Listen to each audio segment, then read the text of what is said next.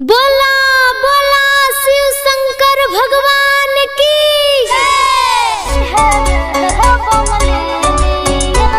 SMC Films Kumar नवीन की प्रस्तुति। DJ Kanchan Raj Hajipur Vaishali. हमरा भोला के रूपवा सुहावन बारे, अखिया के काजल मन भावन बारे। हे सखी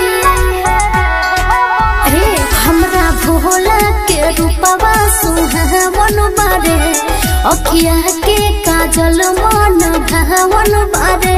इनका शहरन में बसे हमर दुनिया रह सखी दुनिया। हमरा भोला पर जादू चंचल है रह बंगलिनिया। हमरा भोला पर जादू चंचल है रह बंगलिनिया।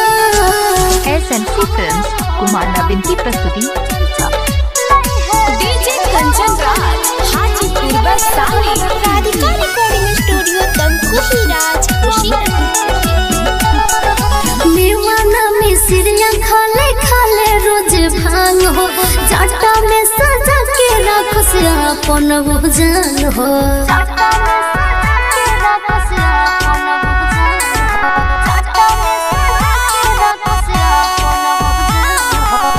तीनों त्रिलोक के राजा हो राजा के भुवन राजा।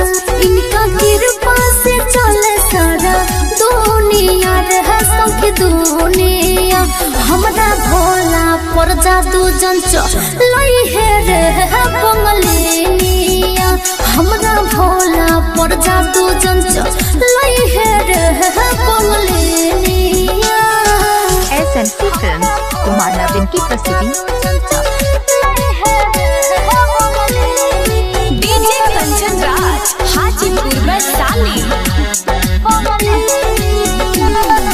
लाखों में अनेक इनके रूपवा सुहाना, गलवा में शोभे इनका सपवा के माला।